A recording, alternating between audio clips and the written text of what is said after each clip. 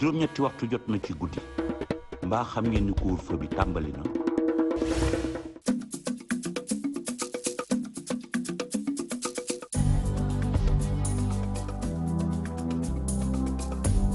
Mesdames et messieurs, bonsoir, il est 20h sur les antennes de la télé Futur Média. C'est parti pour le sommaire de cette édition.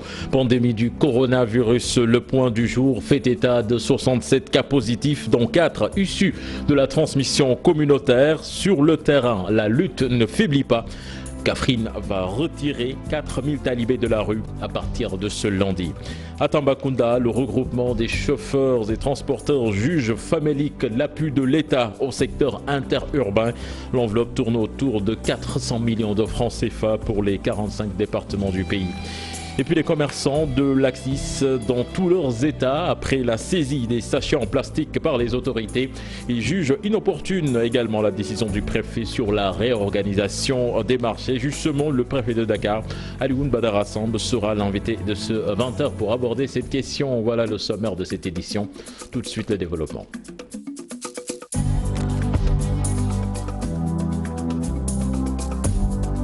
Bonsoir et bienvenue à toutes et à tous. Le Sénégal a enregistré ce matin 67 cas positifs sur 810 tests réalisés, 62 cas contacts et 5 cas identifiés comme cas communautaires à Yoff, Diamniadio, Touba et Thiès. 4 patients sont déclarés guéris et 800 sont actuellement sous traitement. On écoute les explications du docteur Aloïse Wali Diouf du ministère de la Santé.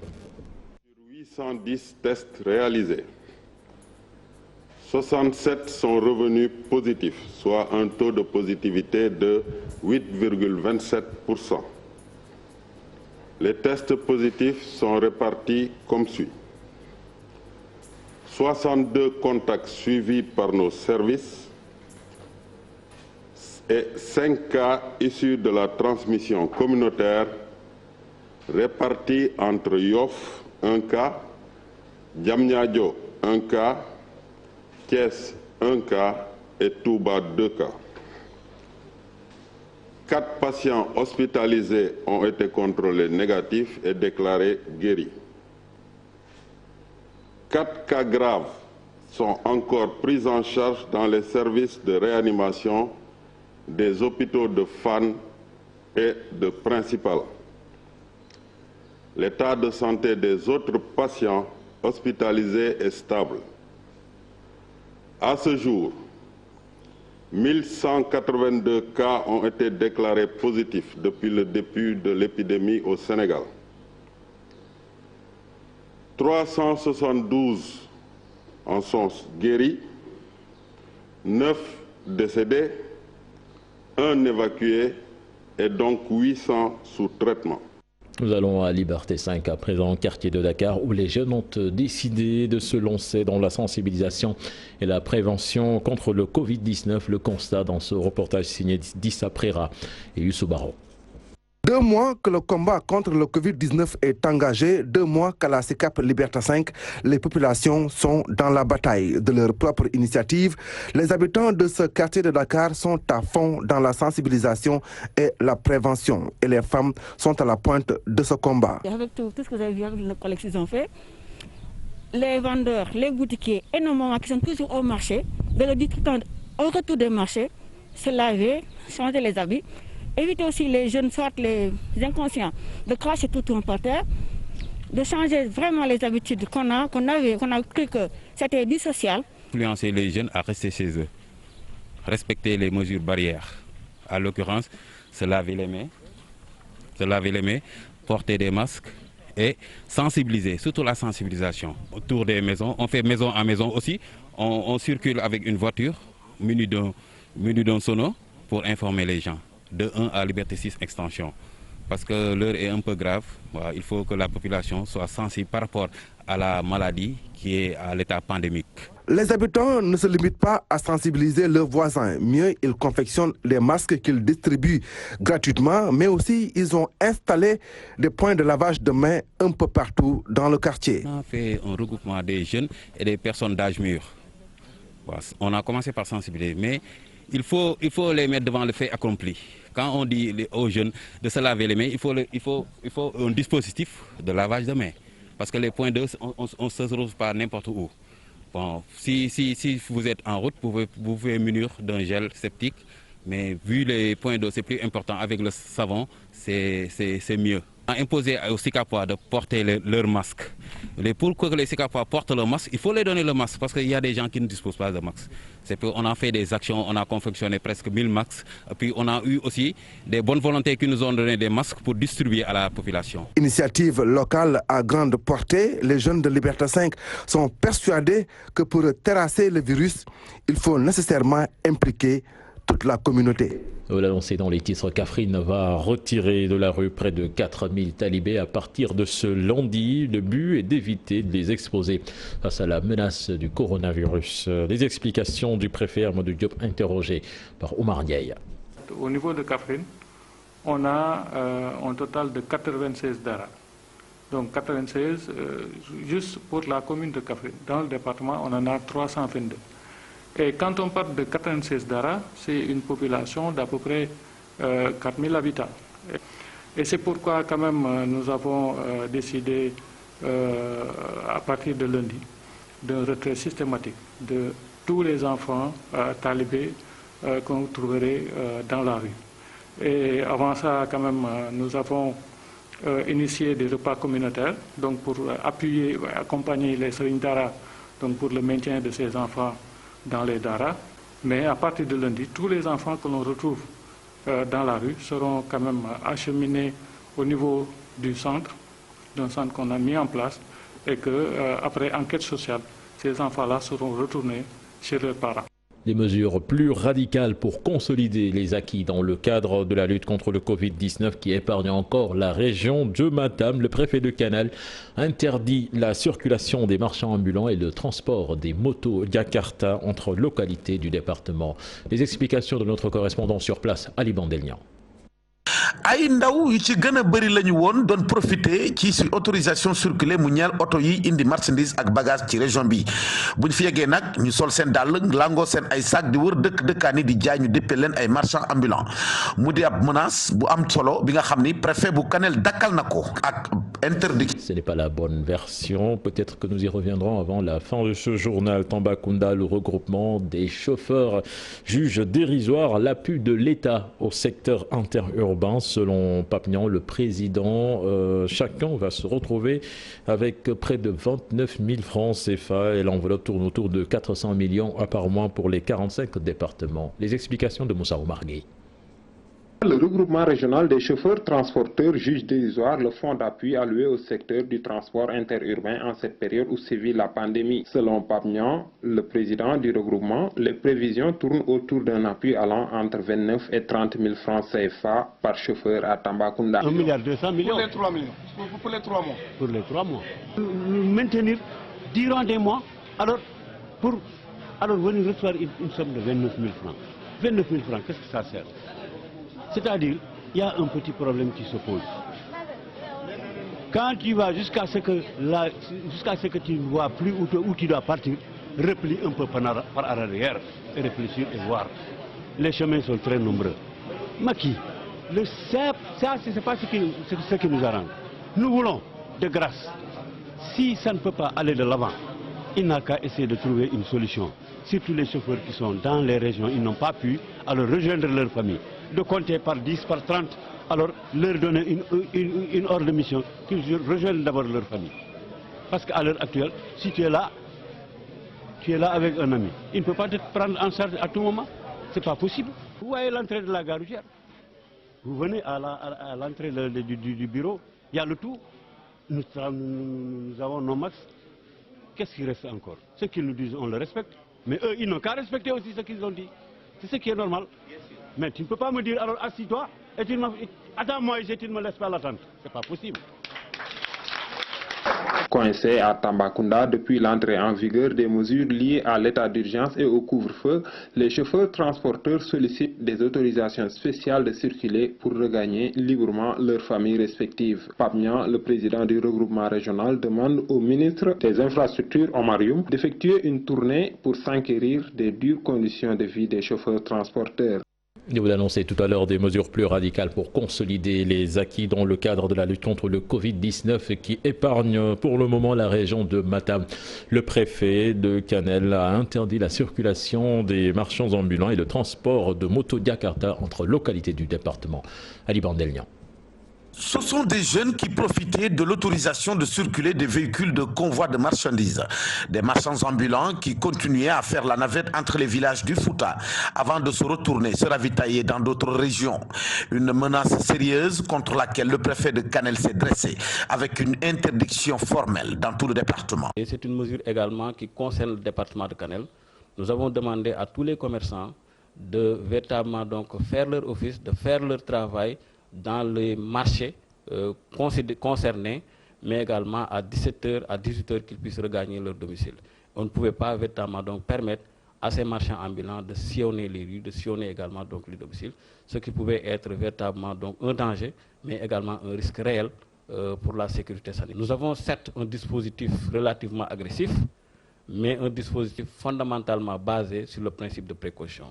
L'interdiction pour la circulation des motos Jakarta entre les différentes localités. Préoccupé par le sort des populations du Ferlo qui seront coupées du reste du pays dès la prochaine première pluie, le préfet de Kanel peut d'ores et déjà y envoyer un dispositif de prévention grâce à l'USAID. La priorité Ferlo qui constitue aujourd'hui notre préoccupation majeure compte tenu de l'habitude des populations, mais compte tenu également de son enclavement. Cet appui donc de kits d'hygiène ira vers cette zone. Les autorités de la région, sous la coordination d'un gouverneur basé à Matam, qui agissent chacune selon la réalité de son département. Tout pour que Matam continue de barrer la route au Covid-19. Vous l'annoncez dans les titres de cette édition, la saisie de sachets en plastique par des autorités fait sortir les commerçants de l'Assis de leur gond. Ces derniers déplorent l'attitude du ministre de l'Environnement qui, disent-ils, veut détruire le secteur. Et ces commerçants jugent également inopportune l'arrêté du préfet de Dakar qui organise les marchés. Les membres plutôt de l'Assis faisaient face à la presse. Compte rendu signé Pape Faraning et Ahmadouba. L'Association des commerçants et industriels du Sénégal est très remontée contre le ministre de l'Environnement. L'Assis déplore la saisie des sachets en plastique par le tutelle. Une fois ces marchandises arrivées au port et dans les frontières, la douane nous dit que la déclaration est soumise à une autorisation préalable du ministre de l'Environnement. Ce dernier refuse de délivrer ces autorisations pendant plus de 3 mois et bien que la nouvelle loi de 2020, qui est déjà en vigueur, ne fût adoptée. Pendant tout ce temps-là, nous supportions des charges supplémentaires liées aux surassaries et frais de magasinage. C'est des pénalités journalières qui s'élèvent à des montants inestimables.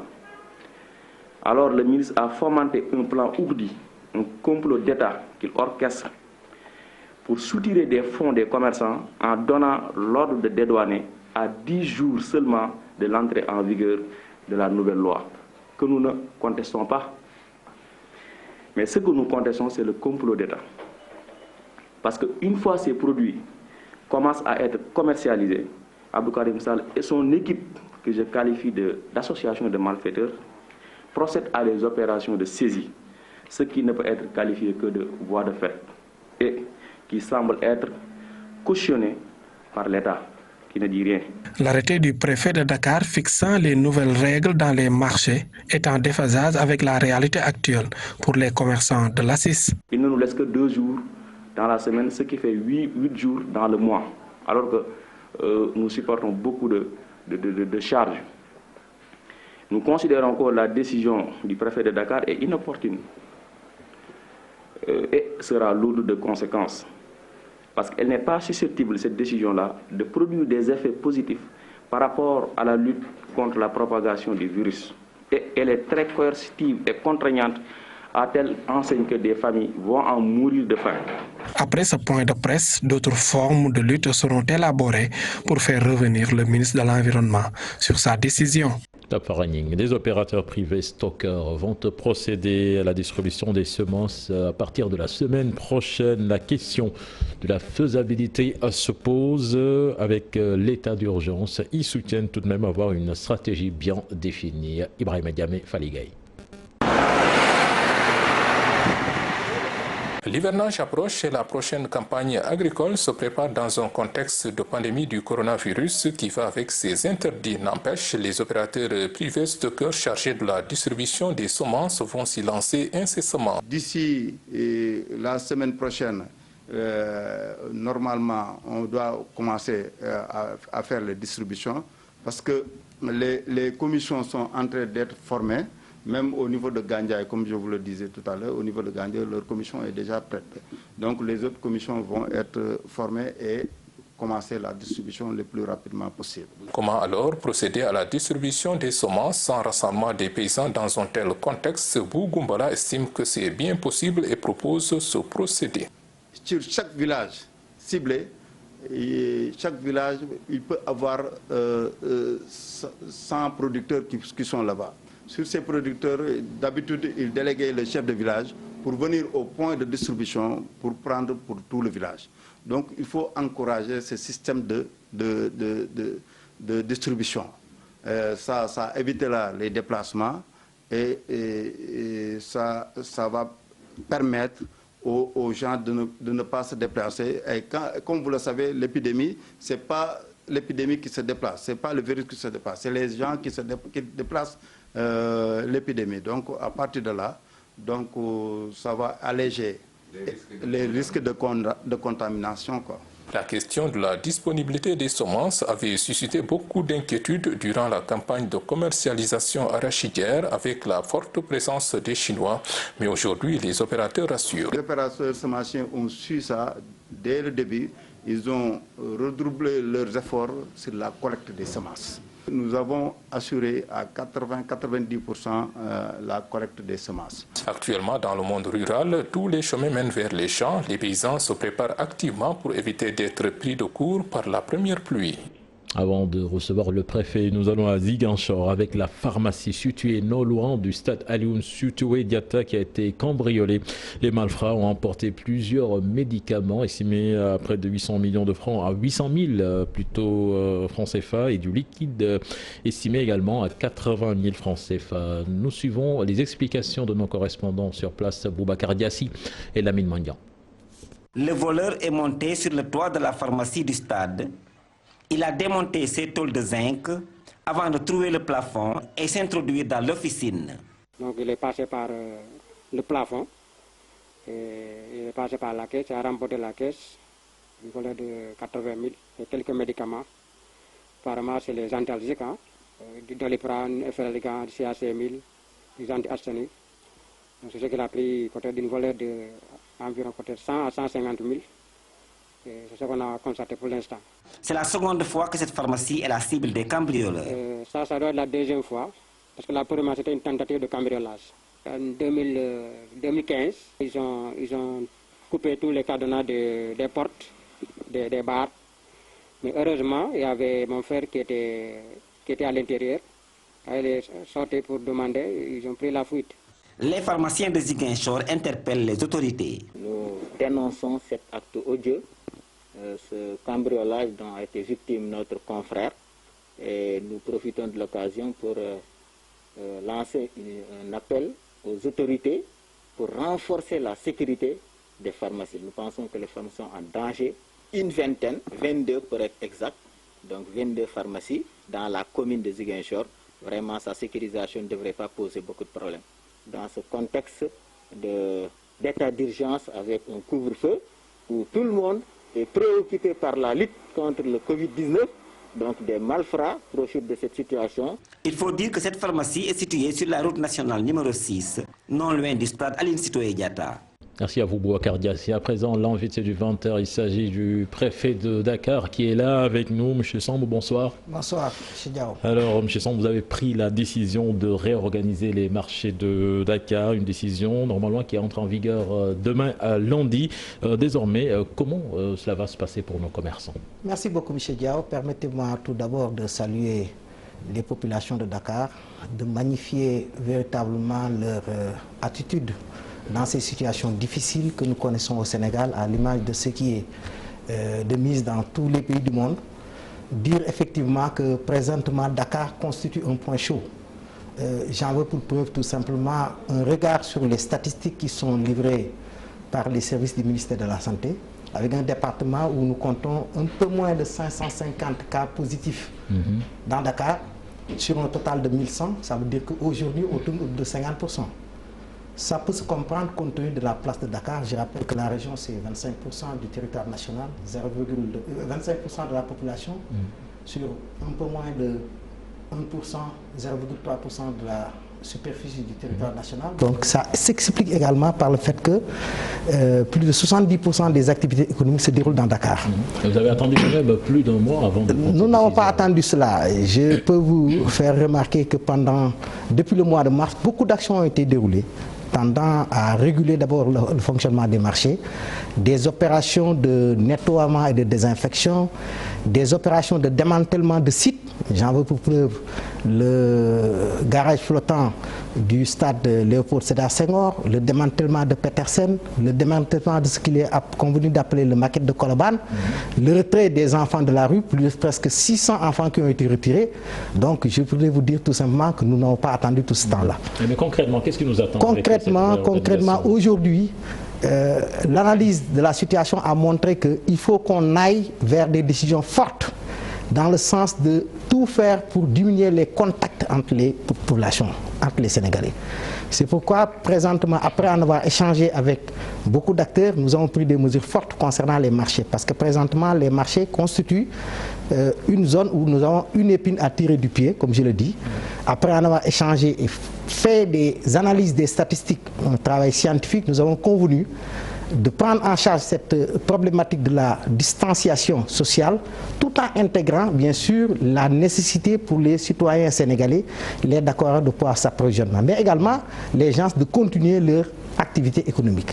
Bref, c'est ça qui nous a poussé à prendre des mesures fortes concernant tout simplement une programmation perlée des activités dans les marchés. Venons-en à ces mesures. Ces mesures, il s'agit d'abord, pour ce qui concerne les marchés, d'une programmation. À titre d'exemple, les lundis, mercredis et vendredis ne fonctionneront que les commerces de vente les commerces de denrées alimentaires, exclusivement, dans tous les marchés de Dakar. Les mardis et les jeudis, les autres commerces et activités dans ces marchés pourront se dérouler. Le samedi et le dimanche étant réservés à des opérations de nettoiement et de désinfection, parce que vous savez que le virus, les spécialistes en ont parlé, il est nécessaire de s'occuper également du milieu. Nous ne sommes pas arrêtés à cela. Il est évident que, toujours concernant les marchés, nous considérons comme marché, comme site inclus dans ces mesures-là, toutes les zones qui sont assimilables à des marchés. Je donne l'exemple du parc Lambaye, Suisse, au niveau de l'avenue Lamgué. Mais également les boutiques et magasins qui sont à proximité immédiate des marchés. Donc, bref, toutes ces structures-là se verront appliquer cette situation, cette mesure perlée. Bien évidemment, je voudrais préciser que les boutiques de quartier, les pharmacies, les boulangeries n'en font pas partie. Parce que l'objectif, c'est de faire en sorte que le contact soit réduit. Et qu'en est-il des grandes surfaces? Mais les grandes surfaces ont été effectivement bien prises en charge. J'ai tenu ce matin une rencontre également d'échange avec les grandes surfaces où des mesures fortes ont également été prises. L'une des mesures, c'est leur demander, exiger la mise en œuvre, la mise en place d'un système de tickets permettant de limiter la présence simultanée des clients dans l'enceinte des grandes surfaces. Parce que comme je l'ai dit tantôt, c'est important. Avec un système bien huilé, on peut s'assurer d'une présence, en tout cas minimale, de clients au niveau de ces grandes surfaces.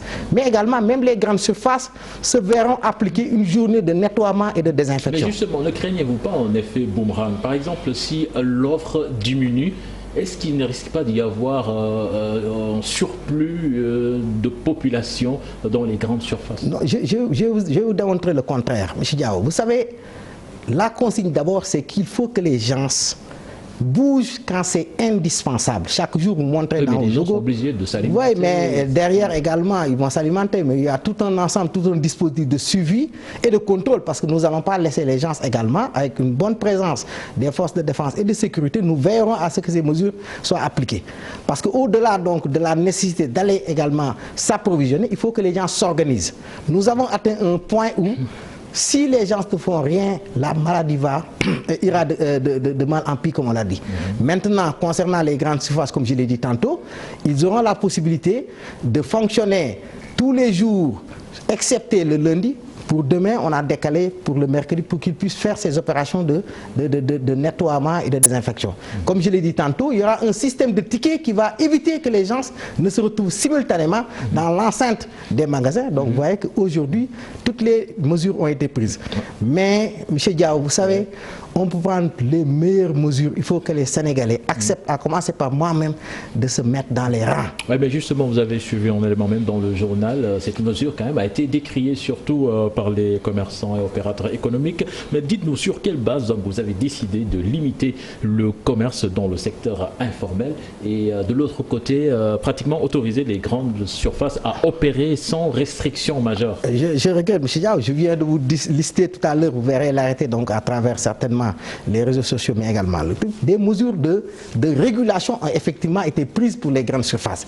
Je dis tantôt que les grandes surfaces, il y a une mesure forte de gestion de la présence simultanée de clients à travers des tickets qui sont délivrés, avec un ratio bien déterminé pour éviter qu'il y ait également une surcharge de clients ou bien disons que le contact soit beaucoup plus facile. Oui, c'est vrai qu'on est dans un combat sanitaire, mais aussi il y a le volet social. Les multinationales, dans ce cas, ne sont-elles pas favorisées au détriment du gorgorlou? Je ne veux pas donner l'impression d'être l'avocat des multinationales, mais comparaison n'est pas raison. Je vais vous expliquer. Si tous les marchés au Sénégal étaient dans les normes requises, un marché avec des limites bien précises, où on peut contrôler l'entrée et la sortie, on n'aurait pas à chercher tout simplement à avoir. Et puis d'ailleurs, les grandes surfaces, ce n'est pas seulement des étrangers, il faut qu'on revienne à la raison. Sans pourtant faire dans la pub, vous savez pertinemment que ceux que j'ai reçus, ils étaient une dizaine, il y avait 3 ou 4 qui sont quand même des Sénégalais bontés. Encore qu'aujourd'hui, la globalisation a fait qu'on ne réfléchit plus en termes de nationalité, mais on réfléchit plus en termes d'apport que ces sociétés peuvent avoir dans l'économie nationale. Et l'important, c'est que des mesures fortes ont été prises, sans oublier également le respect de tous les gestes, de l'ensemble des gestes barrières qui ont été édictés, à savoir la distanciation sociale, à savoir l'existence de thermoflash, l'existence de produits désinfectants, le port obligatoire du masque. Bref, ça, ce sera fait avec une batterie de mesures pour permettre à tout un chacun de pouvoir les respecter sans distinction. Monsieur le préfet, c'est vrai, le combat, il est là, mais quand même, certains se demande si l'on ne s'achemine pas vers une crise sociale, en plus déjà de cette crise sanitaire. Je ne crois pas, parce qu'il suffit de faire une analyse comparative. Ça fait 2 mois que le virus est là au Sénégal. Regardez ce qu'on a eu dans des pays beaucoup plus développés et ce qu'on a eu au Sénégal. Il ne faut pas qu'on minimise les résultats qui ont été obtenus. Un mort, c'est toujours un mort de trop. Un cas positif, c'est toujours un cas positif de trop.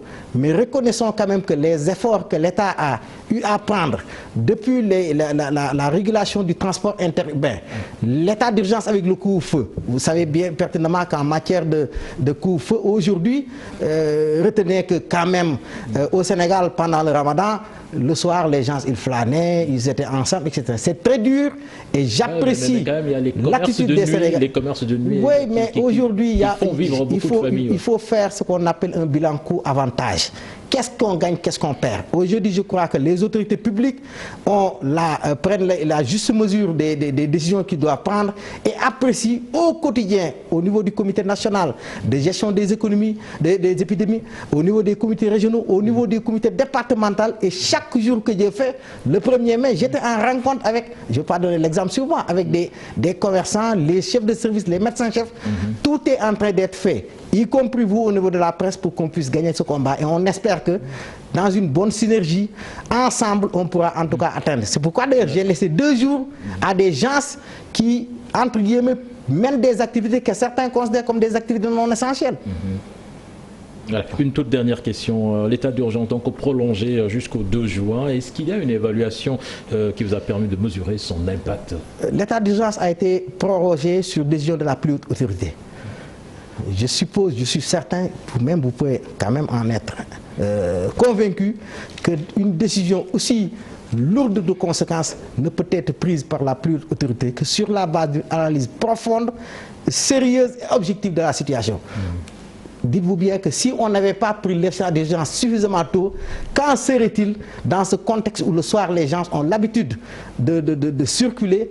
Je considère que jusqu'à présent, la situation est maîtrisée, la situation est maîtrisable. Maintenant, il faut qu'on aille ensemble en avant, mettre en œuvre ces mesures dans le cadre d'un comité de suivi, apprécier et réorienter. Et justement, le comité de suivi, comment cela va se passer? Est-ce que quand même vous allez faire en sorte que les mesures que vous avez prises pour la réorganisation des marchés soient respectées? Monsieur Diao, je puis vous assurer que depuis le début de cette crise, pas une seule journée, pas une seule heure, pas une seule minute, nous ne cessons d'être en contact, parce que les rencontres quand même, on les restreint, mais nous ne cessons d'être en contact avec les forces de défense et de sécurité, avec les services techniques, avec les maires qui ont eu à dérouler des actions fortement appréciables, avec l'ensemble des composantes de ce pays, en tout cas au niveau de mon département de Dakar, pour qu'on puisse endiguer, voire, comme vous l'avez dit, dans le coronavirus, comme vous aimez bien le dire au niveau de TFM. Alors, merci, c'est le mot de la fin, monsieur le préfet. C'était un plaisir de vous retrouver. C'est moi qui vous remercie. Merci. Prochain rendez-vous pour l'information demain à 13h. Excellente suite de programme en compagnie de la TFM. Au revoir.